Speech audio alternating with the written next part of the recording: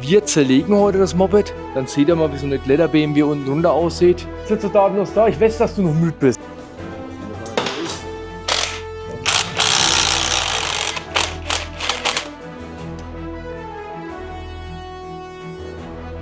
Ja. Oh, ich sag, ich hole einen Rahmen von uns her, dass der Elmar sich schon bewegt, aber er versucht sich gerade hinzulegen, glaube ich.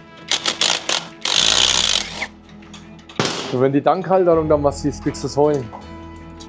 Wer sich da keine Zeit nimmt, der muss halt mehr Geld haben, weil dann muss man es reparieren lassen.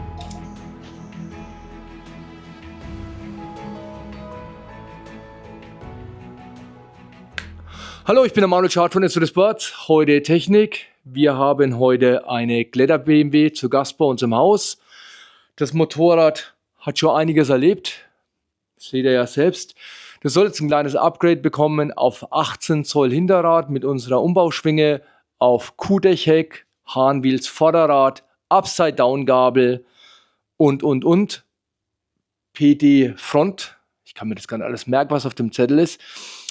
Jetzt haben wir mal die Möglichkeit, so ein Motorrad zu zerlegen und mal auf die Unterschiede zu den SWT-Bikes einzugehen. Also, wer was sehen will, bleibt dran.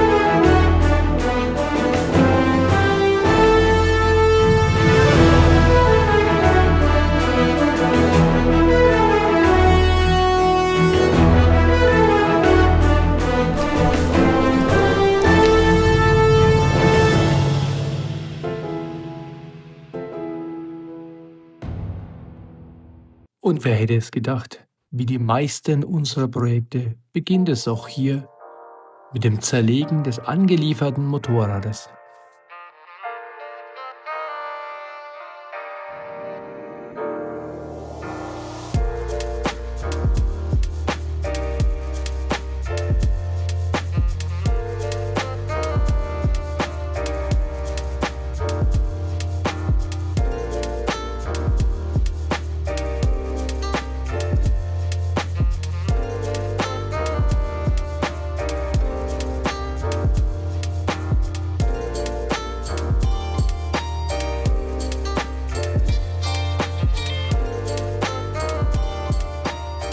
So, jetzt haben wir da ein kleines Upgrade. Wir haben mal hinten freigelegt und da seht ihr mal die Federbeinaufnahme, wie sie HPN macht und wie sie der Kletter auch gemacht hat.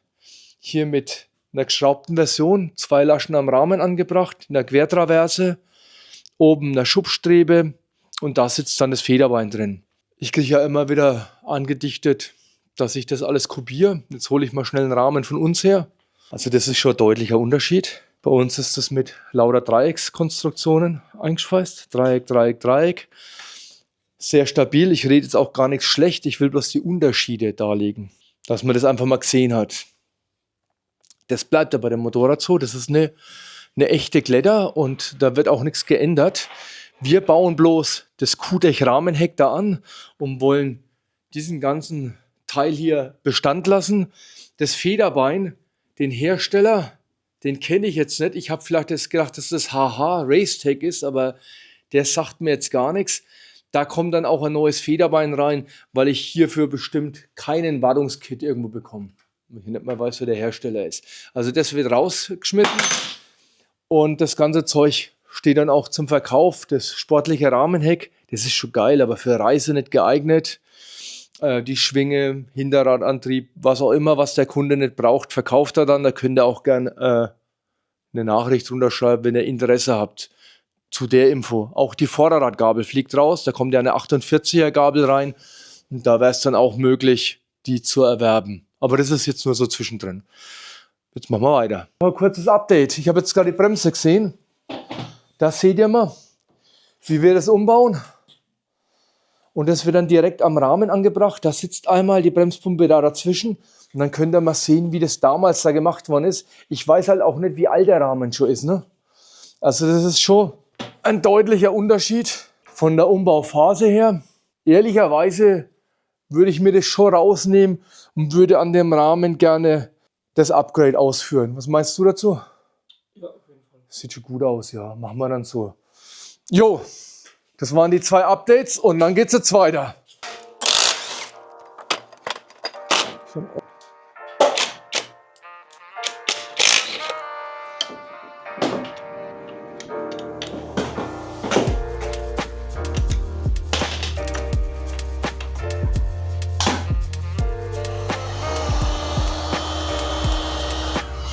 Du kannst den 19er noch aufmachen vom Federbein.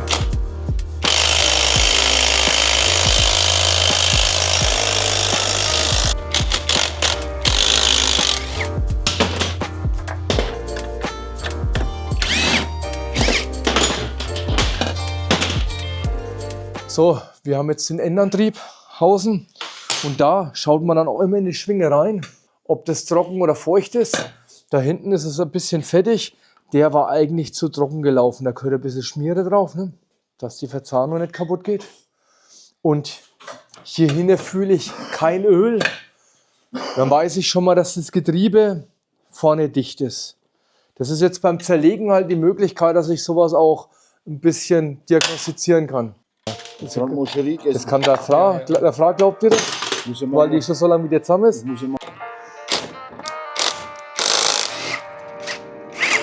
Das muss man sich merken, ne? Wie das zusammengebaut wird. Am besten wir stecken das wieder kalt so zusammen. Ne?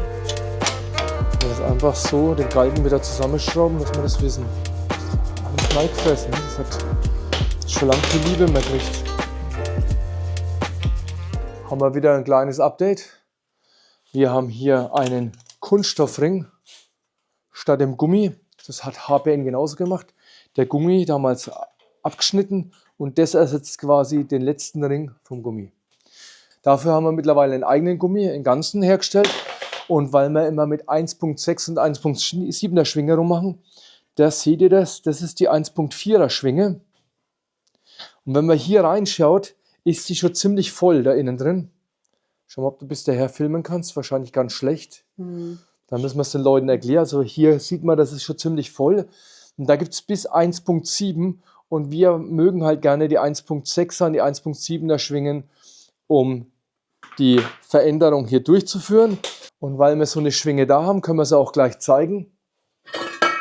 Das sieht dann so aus. Da ist das umgeschweißt. Und dann passen 18 Zoll rein. Jetzt schaue ich mir noch den Kananwellenadapter schnell an.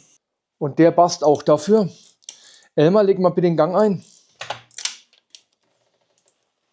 Ist wohl was locker gewesen oder jemand mit dem Schlüssel abgerutscht. Der Getriebedeckel hier, der muss erneuert werden. Da muss ein ganz neuer Flanschen eingeschweißt werden. Oh, Entschuldigung. So, machen wir schnell den Adapter raus und schauen uns den mal an. Da bin ich selber nur neugierig. Ich will mal wissen, von wem der ist. Jetzt muss ich mich geschlagen geben. Ich denke mal, dass das eine Eigenproduktion ist vom Herbert Glätter. Die sieht ganz anders aus als unserer und als der von HPN.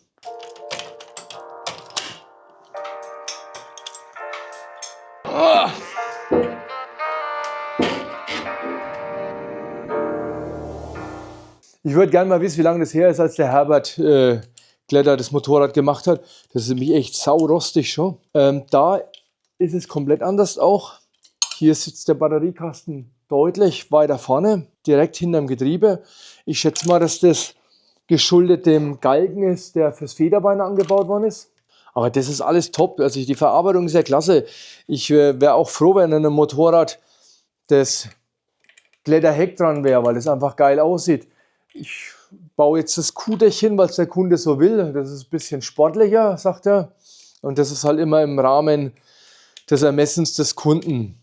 Aber so hinten sehe ich jetzt keine Probleme. Wenn wir das gestrahlt haben, wird das irgendwie gut. Hier weiß ich nicht, wer die Aufnahme für den Tank gemacht hat. Aber das werden wir wohl nicht so lassen. Da machen wir dann auch eine Leiste hin, wo der Tank geklemmt wird. Oder wir schaffen es dem Kunden, den Acerbis SWT-Tank zu verkaufen. Muss ich mal schauen.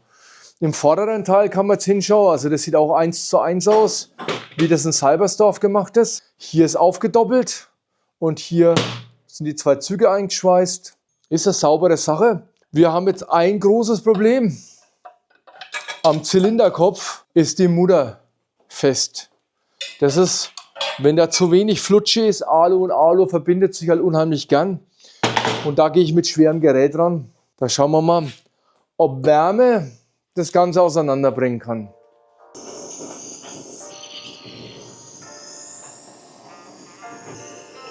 Okay.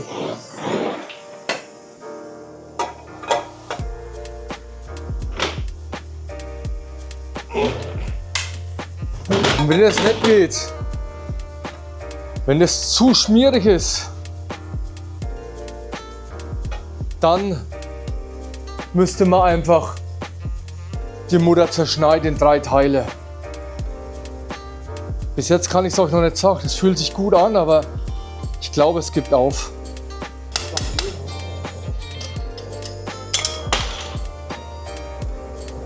Da sieht man auch, wo es sich gefressen hat.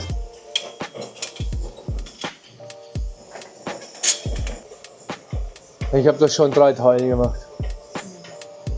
Also ich kann noch nicht sagen, auf was das die Mutter gehalten hat, aber die war, glaube ich, draufgeklebt. Weil Gewinde ist da eigentlich gar keins mehr da. Ergo heißt es, zweimal Gewinde reparieren. Jetzt sind wir ein Stück weiter. Jetzt geht das Getriebe raus. Die Auszugstange. Und da werden wir jetzt sehen, das Motorrad hat wenig Liebe bekommen in den letzten Jahren. Siehst du den Rost? Das Getriebe geht jetzt auch zum Getriebe rot, zum Überholen. Hat man vorher nicht vor, weil es gegangen ist, aber weil ja hinten der Ring gebrochen ist. Den sehen wir da nochmal. Das Gewinde ist im Arsch. Da war die Masse drauf vom Motor. Also da ist einiges im Argen. Ich möchte mal wissen, wer da so zwischendrin noch dran rumgepusht hat an dem Motorrad. So, als nächstes kommt der Motor raus. Da haben wir jetzt nichts mehr viel.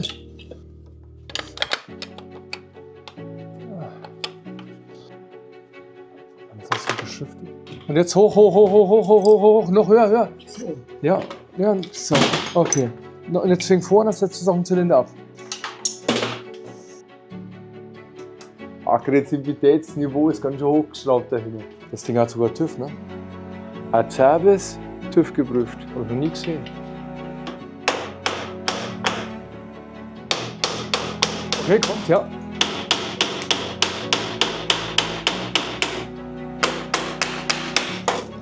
Das Lenkkopflager aber garantiert nichts mehr fest. Oh Mann, ey! Bei der Formel 1 wäre das nichts, ne? Der Hobel ist zerlegt. Hier vorne können wir noch mal drauf eingehen. Da haben wir auch